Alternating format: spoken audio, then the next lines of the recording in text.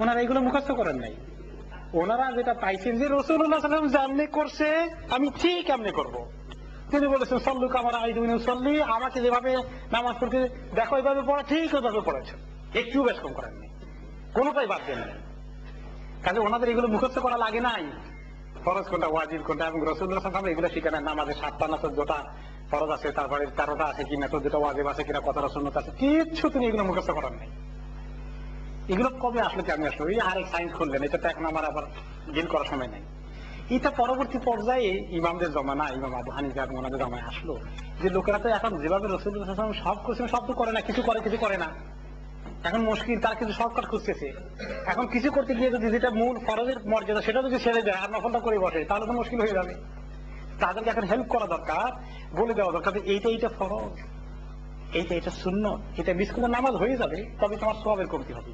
আর ফরজ মিস করলে নামাজ হবে না, আর ওয়াজিব মিস করলে সওয়াবে যাওয়া লাগবে, আর নফল মিস করলে তেমন অসুবিধা নাই। এগুলো ওনারা পাইলেন কেমনে? তাহলে এগুলো কোরআন হাদিসের স্পিরিট অনুযায়ী ওনারা গবেষণা করে করে করে বাইর করছে। এইটার মধ্যে এত শক্ত আছে আলহামদুলিল্লাহ উজুব, যেটা আল্লাহ তাআলা অর্ডার করেছেন, রাসূল সাল্লাল্লাহু আলাইহি ওয়াসাল্লাম অর্ডার করেছেন, সেটা ফরজ অথবা ওয়াজিব। তারপর যেটা বেশি তুমি রেগুলার করেছেন, গুরুত্ব দিয়েছেন, সেটা সুন্নতে মুআক্কাদা, যেটা রেগুলার করেন না সেটা সুন্নতে জায়েদা। এইভাবে করে করে করে করে একটা টার্মিনাল ওনারা খাড়া করিয়েছে। এগুলোর দিকে যাবেন না, এগুলো আমি অ্যাভয়েড করি, যেভাবে ইমাম আহমদ ইবনে হাম্বল রাহমাতুল্লাহ আলাইহি অ্যাভয়েড করেছেন। ওনাকে জিজ্ঞাসা করা হতো এইটা হুকুম কি, জায়েজ না না জায়েজ, এটা ফরজ না ওয়াজিব নাকি, তিনি শুধু বলতেন এটা ভালো, এটা করো, এটা করা ঠিক না, এটা করা ভালো মনে করি না। তো লোকেরা বলে তো বুঝলাম না তো কিছু, আমি ভালো মনে করি না, কি এটা কি জায়েজ না না জায়েজ, পরিষ্কার করে বলেন হালাল না হারাম। তিনি বলেন যে আমি যেটা বলতে চাই না সেটা জোর করে আমার বলাও কেন। কোনো জিনিস আছে যে হারাম হালাল বলা মুশকিল, মাঝখানেও আছে। মানে শরীয়তের হাদিসের স্পিরিট গুলো সামনে রাখা। আমাদের মুসিবত হয়ে গেছে, আমরা ফিকার কিতাব বলছি, হাদিস নাই, খালি রুলিং দেওয়া আছে। রুলিং তো ইসলাম না। রাসূলুল্লাহ সাল্লাল্লাহু আলাইহি ওয়াসাল্লাম হাদিস যদি না থাকে, তাহলে মনের ভিতরে কোনো চেতনা আসবে না, আগ্রহ আসবে না, আপনি মোটিভেটেড হবে না, ইন্সপিরেশন আসবে না। এই জন্য ফিকাহকে হাদিস থেকে আলাদা করাটা মারাত্মক ভুল হয়েছে। হাদিস এবং ফিকাহ একসঙ্গে করতে হবে। দাড়ির ব্যাপারে যারা ফরজ বলেছেন তারা এই গুরুত্বের কারণে বলেছেন, ওয়াজিব বলেছেন একই গুরুত্বের কারণে বলেছেন, সুন্নতে মুআক্কাদাও তাও গুরুত্ব রাখার চেষ্টা করেছেন। এমনি যারা নেমেছেন তারা একেবারে দুর্বল বলেছেন। সুন্নতে মুআক্কাদা বলাটাও দুর্বলতা নিয়ে, ওয়াজিব এবং ফরজ বলাটা জারি স্ট্রং হতে নিয়ে। সিগারেট হারাম না মাকরুহ, এটা অবশ্য রাসূলুল্লাহ সাল্লাল্লাহু আলাইহি ওয়াসাল্লাম জামানা ছিল না। কেন ছিল না? ওই সময় মানুষ তামাক বলতে কোনো জিনিস আছে জানতোই না দুনিয়াতে। এগুলো পরে কোনো জঙ্গল থেকে আবিষ্কার হয়েছে, সম্ভবত আফ্রিকান জঙ্গলে আবিষ্কার হয়েছে। তো এই আবিষ্কার হওয়ার পরে এখন যখন দেখা গেল, প্রথম দিকে ওলামায়ে কেরাম মাকরুহ কেন বলেছেন? যে এক নম্বরে দুর্গন্ধ, 2 নম্বরে চেইন স্মোকার অনেক পয়সা খরচ করে, এটা কোনো ফায়দা নাই, পয়সা বেশি খরচ হয়ে গেল, ইসরাফ হয়ে যায়, আর দুর্গন্ধ, এই কারণে মাকরুহ বলা তো স্বাভাবিক, হারাম বলার মতো কোনো দলিল নেই।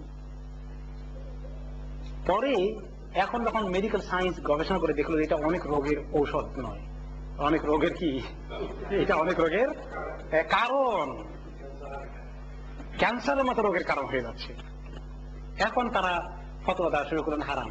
তো কোরআনে নাই সিগারেট হারাম, হাদিসে নাই সিগারেট হারাম, ওনারা ফতোয়া হারাম পাইলেন কোথায়?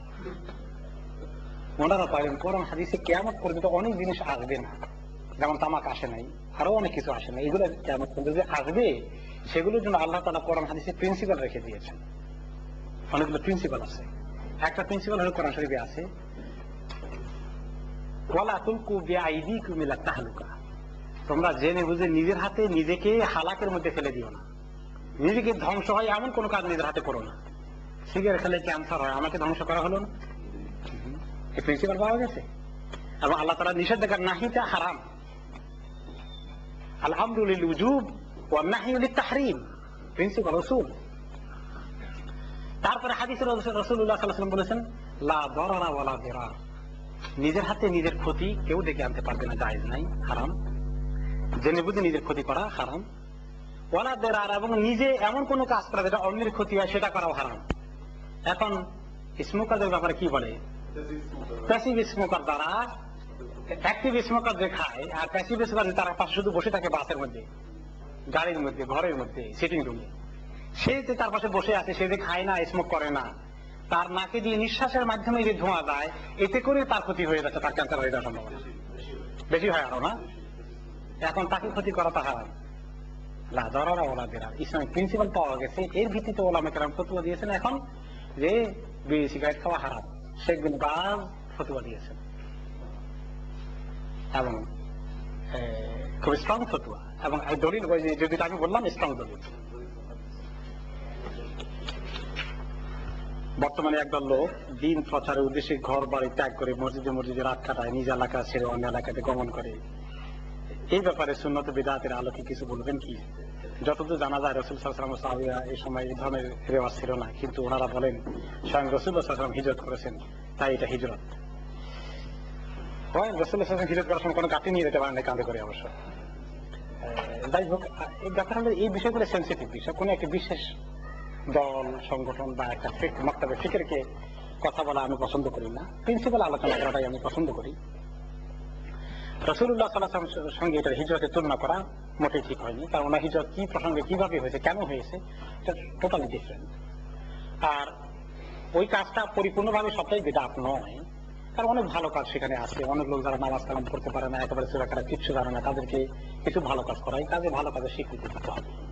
এবং কাজের কর্মসূচির মধ্যে কিছু জিনিস অবশ্যই বিদআতের প্রক্রিয়া পড়ে, আমি তার ডিটেলসে যাচ্ছি না। সেগুলো ওলামা কেরাম, তাদের হক্কানি ওলামা, মুহাক্কিক ওলামা, আহলুল ইলমের দায়িত্ব এগুলো তাদের দৃষ্টিতে দেওয়া, তাদেরকে ইসলাহের সংশোধনের জন্য তাদেরকে সাহায্য সহযোগিতা করা। বেচারাদের অনেক মানে ইখলাস আছে, কিন্তু ইলমের কিছু কমতি আছে। যারা আহলুল ইলম ওলামা কেরাম তাদেরকে তারা ইলমের দাওয়াত দিবেন। যেমন জয়ীফ হাদিসের ব্যাপারে অনেক মিসকনসেপশন আছে, এগুলো ক্লিয়ার করা দরকার আছে। ফাজাইলে আমলের ক্ষেত্রে যে কোনো আমল হলেই হাদিস হলেই ফাজাইলে নেওয়া যাবে না, শর্তগুলো আছে, তিনটা শর্ত আছে, তিনটা শর্ত তাদেরকে জানতে হবে। তো এগুলো অনেক কমতি আছে, এই কমতিগুলো তাদেরকে ধরিয়ে দিতে হবে। বুখারী মুসলিমের গুরুত্বের চেয়ে অনেক সময় ছোট হাদিসের সংকলন, তার মধ্যে জয়ীফ হাদিসের পরিমাণ বেশি, সেটাকে গুরুত্ব বেশি পেয়ে যায়, এগুলো তাদেরকে ধরিয়ে দিতে হবে। আল্লাহ তাআলা তাদেরকে এই সংশোধনগুলো হাসিল করার জন্য তৌফিক দান করুন, আমি দোয়া করি। কর্মস্থলে নামাজের জন্য নির্দিষ্ট জায়গায় মসজিদ বলে আখ্যায়িত করা যাবে কিনা, তবে ইত্যাদি খতম করা, দোয়ার মাহফিলে, জিকির মাহফিলে সুন্নাহ কিনা, এটা জানাবেন।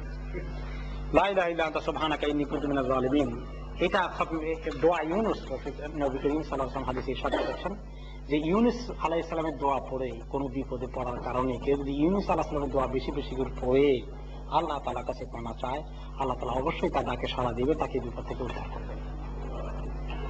কতবার কি তিনি হাদিসে বললেন? কিছুই বলেন নাই।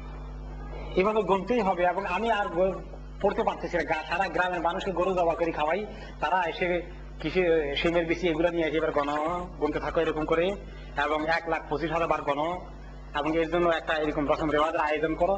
এগুলোর সঙ্গে ইসলামী ইবাদতের কোনো সম্পর্ক নাই, একদম বিদআত। কেন আপনি গুনতে গেছেন?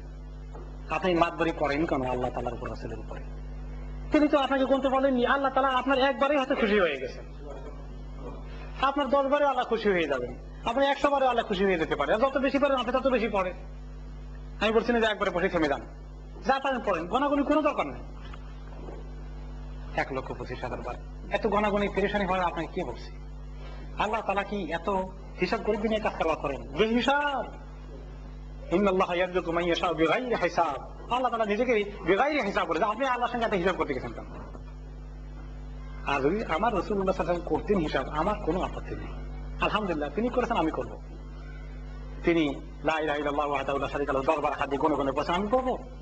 তিনি 33 বার 34 বার সুবহান আলহামদুলিল্লাহ পড়ছেন, আমি পড়বো। এখানে আমি গণবো অবশ্যই যে তিনি গণেছেন।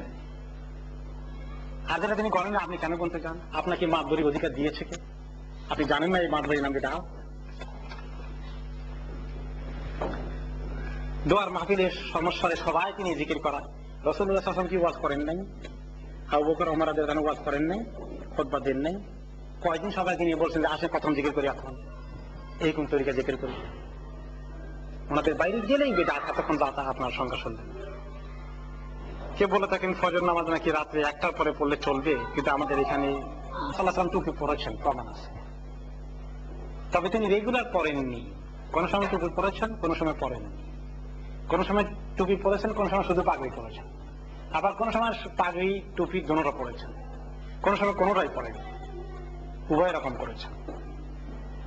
যেহেতু তিনি করেছেন, তিনি করার কারণে এটাকে সুন্নতুল আদা বলা হয়, ওনার অভ্যাসগত সুন্নত। এবং তিনি খালি মাথায় কম থেকেছেন, কম, খালি মাথা থাকার কম সময় ছিল। এইসবে কেউ যদি ওনার অভ্যাসগুলোকে সুন্নত মনে করে আমল করে তাতে সুন্নতের সওয়াব হবে। তবে এটা কাউলি সুন্নত নয়। কাউলি সুন্নতে তিনি বলেন এটা করো, এটা করো না, এটা করলে এই ফজিলত আছে, ওই সুন্নতের দাম অনেক বেশি। এটা কাউলি বা আমলি কোন সুন্নত নয়, এটা সুন্নতুল আদা। এবং এটা নতুন করে তিনি নবী হওয়ার পরে এই সুন্নতটা আবিষ্কার করেন নাই। তিনি নবী হওয়ার পরে নবী হিসাবে দ্বীনের অংশ হিসাবে এটা আমল করেননি। কারণ টুপি ছিল ওনার চাচা আবু জাহল যে ওনাকে মারতে আসছে, তার মাথায় টুপি ছিল, তাদের এটা পোশাকের অংশ ছিল টুপি। তিনি সেটা জারি রেখেছেন। সেই হিসাবে যেহেতু তিনি পড়েছেন, আমি আবু জাহল পড়ছে বিদায় করি না, তিনি পড়েছেন বিদায় আমি পড়ি, কাজে এই মহব্বতের কারণে পড়ছে বিদায় এই এটা সুন্নতের মর্যাদা পাবে। কিন্তু এটাকে যেভাবে মানুষ এটাকে নিয়ে বাড়াবাড়ি করে, কেউ না পড়লে তার উপরে যেভাবে চড়াও হয়ে যায়, চড়াও হওয়ার কোনো অধিকার আছে নাই। চড়াও হলে বাড়াবাড়ি হবে, বাড়াবাড়ি বেদাতে পর্যায়ে চলে যাবে। আমার ওস্তাদ ছিলেন, আমাকে সম্ভবত উনি আবু দাউদ হাদিস শরীফ হাদিস পড়েছেন ঢাকা আলী মসজিদ কামেরপুরে, ওনার বাড়ি সিলেটেই, নাম বলবো না আমি। ভালো ওস্তাদ ছিলেন তিনি। আমাদের মাদ্রাসা হোস্টেলে মসজিদ ইমামতি করতেন। ওই মাদ্রাসা হোস্টেলে ঢাকা ইউনিভার্সিটির একটা ছেলে নামাজ পড়তে আসছে, আমাদের পাশেই দাঁড়াইছে, ইসলামী আন্দোলনের সঙ্গে সম্পৃক্ত আছে। তাছাড়া মাথায় টুপি ছিল না। আমার ওস্তাদ আল্লাহ তাআলা উনি ইন্তিকাল করেছেন, আমি দোয়া করি আল্লাহ তাআলা ওনাকে মাগফিরাত দান করুন, রহমত করুন, জান্নাতুল ফেরদাউস নসিব করুন। কিন্তু ওনার থেকে নাম যেহেতু বলিনি, আপনারা চিনবেন না, গীবত হবে না, এবং ওনাকে আপনারা বদদোয়া করার জন্য বলতেছি না, শিক্ষা নেওয়ার জন্য এক ঘন্টার মাঝে মধ্যে লাগে। তিনি তখন ওনাকে বললেন পিছন দিকে তাকিয়ে, এই মিয়া পেছনে যাও, টুপি নেই আবার সামনে ছবি নামাজ পড়তে আসে। এটা করা ওনার কোনো অধিকার ছিল না। আল্লাহ তাআলা ওনাকে কাজটা করার জন্য মাফ করে দিন। এবং এইভাবে যে এটাকে একটা রসুমাতের মধ্যে ইয়ে করে নেওয়া, টুপি নাই তো রুমাল এখানে মাথার মধ্যে বাঁধে, হ্যাঁ এমন এটাকে জরুরত মনে করে ফেলেছে। আর বলে নামাজ পড়ার কথা শুধু টুপি আনি নাই, টুপি না আনা নামাজ না পড়ার আরেক অ্যাক্সিড হয়ে গেছে। হ্যাঁ, তো এই সমস্ত মিসইউজ করা হচ্ছে। আর টুপি দাঁড়িয়ে কি এক সমান মর্যাদা? দাঁড়ি আর টুপির মর্যাদা কি সমান? সুবহানাল্লাহ, সাত্তানা মা বাইনাহুমা। দাঁড়ির মর্যাদা অনেক বেশি, টুপির মর্যাদা তার কাছে ধারেও না। উভয় থেকে সমান করে বাড়াবাড়ি করাটাও বেদাত। আর নেওয়ার তো সময় নেই, আপনাদের টাইম শেষ হয়ে গেছে। সিরাতুন নবী, মিলাদুন নবী নামে যেগুলো মাহফিল হয়, এগুলো যোগ দেওয়া কি ঠিক? বিস্তারিত জানালে খুশি হব। মিলাদুন নবী নামে যে মাহফিল, এটা সরাসরি বিদআতের ব্যাপারে কোনো আলোচনারই দাবি রাখে না। সিরাতুন নবী সবসময় বিদআত নয়, কারণ রাসূলুল্লাহ সাল্লাল্লাহু আলাইহি ওয়াসাল্লামের সিরাত জানা তো এটা ভালো কাজ, উত্তম কাজ। তবে বছরে একদিন অপেক্ষা করে ওই তারিখে সিরাতুন নবী শুনবো, আর কোনোদিন দরকার নাই, এই ধারণা ভিত্তিতে সিরাতুন নবীর উদ্যোগ আয়োজন করে করাটা বিদআত হয়ে যায়। কারণ ওই দিন ওনার সিরাতের আলোচনা করতে হবে। রাসূলুল্লাহ সাল্লাল্লাহু আলাইহি ওয়াসাল্লাম বলে গেছিলেন এই কথা, লাকাদ কানা লাকুম ফি রাসূলিল্লাহি উসওয়াতুন হাসানাহ, সারা জীবন প্রত্যেক বছর 365 দিন। ওই দিনের জন্য শুধু আপনারা ওয়াজ করেন কেন? ইসলামী আন্দোলন ব্যতীত অন্যান্য রাজনৈতিক দল করা বিদআতের অন্তর্ভুক্ত কিনা? সবকিছুই বিদআত না, কোনটা শিরকত হয়ে যায়, কোনটা কুফরি হয়ে যায়, কোনটা মাসিয়ত হয়ে যায়। মানে মানুষকে ওই রাজনীতি করা যায় যে রাজনীতির বিনিময়ে হক কায়েম হবে, বাতিল দুনিয়া থেকে উঠে যাবে। হক হলো আল্লাহর দ্বীন, বাতিল হলো আল্লাহর দ্বীনের মোকাবেলায় যা কিছু আছে। তো আপনি এমন কোন কাজের সঙ্গে জড়িত থাকতে পারবেন না, এমন কোন দলের সঙ্গে জড়িত করতে পারবেন না যে দল ক্ষমতায় আসলে তারা দ্বীন কায়েম না করে অন্য কোনো আদর্শ কায়েম করবে। ওই দলকে সঙ্গে আপনি সম্পর্ক রাখতে পারেন না। কারণ আল্লাহ তাআলা মুসলমানদেরকে কোন সুযোগ দিয়েছেন যে ইসলাম ছাড়া অন্য কোন তরিকা রাষ্ট্র পরিচালনা করা যায় না। তাহলে কোন দল যদি এই কথা না বলে যে আমরা ক্ষমতা গেলে ইসলাম কায়েম করব, এটা যদি তাদের উদ্দেশ্য আদর্শ লক্ষ্য না থাকে, তাহলে এই দলের সঙ্গে আপনার সম্পর্ক থাকতে পারে না। আল্লাহ নিরাকার, জিকিরে ফানা তিলা টিকির। আল্লাহ নিরাকার নয়, কথাটা মিথ্যা। হিন্দুরা বলে ঈশ্বর নিরাকার। আল্লাহ তাআলার হাইসিয়ত আছে, আল্লাহ তাআলার নূরের অস্তিত্ব রয়েছে, এবং আল্লাহর অস্তিত্ব যদি না থাকে তো জান্নাতে আল্লাহ দিদার আপনি করবেন কেমন? কাজে এটা তাসাউফপন্থীরা এই সমস্ত ফিতনা, এই তাসাউফের ভিতরে ব্রাহ্মণ্যবাদ থেকে অনেক কিছু এসেছে, গ্রিক শব্দটা থেকে এসেছে, তার মধ্যে এটা এসেছে। ফানা তিলা, আল্লাহর সঙ্গে ফানা হয় না। মাখলুক থেকে খালিক আলাদা, আল্লাহ তাআলার অস্তিত্ব আলাদা, আল্লাহর অস্তিত্বের সঙ্গে মানুষের অস্তিত্ব মিশে যায় না। ওয়াহদাতুল ওজুদ, ফানা তিল্লাহ, এগুলো শিরকি আকীদা। মেরাজে নবী করিম আল্লাহ সাল্লাল্লাহু দেখেছেন কিনা দেখেননি, এই ব্যাপারে দুইটা মত আছে। মেজরিটি সাহাবা এবং উলামায়ে কেরাম মতামত হলো আল্লাহ তাআলাকে তিনি দেখেননি, তাদের দলিলটি মজবুত। কারণ তিনি হাদিসে বলেছেন, ওনাকে জিজ্ঞেস করা আপনি কি আল্লাহকে দেখেছেন? তিনি বলেছেন রাআইতু নূরান, আমি নূর দেখেছি। তো নূর তো আল্লাহ তাআলা কে বলতে হবে, তাহলে আল্লাহকে দেখছেন। আবার জিজ্ঞাসা করছে আল্লাহকে দেখছেন? তিনি বলছেন নূরুন আন্না আরা, তিনি তো নূর, আমি ওনাকে দেখবো কেমনি? নূর দেখছি, আর উনি তো নূর, আমি দেখবো কেমনি? তাহলে আসলে আল্লাহর অস্তিত্ব তিনি দেখেননি, নূরের ঝলক দেখেছেন মাত্র। মুসা আলাইহিস সালাম যেভাবে নূরের ঝলক দেখেছিলেন, হ্যাঁ, তিনি লাম তারানি, আমাকে দুনিয়া কেউ দেখতে পাবে না, এবং মেরাজও তিনি দেখেন নাই, এটাই হলো সহিহ কওল। তিনিও আল্লাহ তাআলাকে আখিরাতে দেখবেন।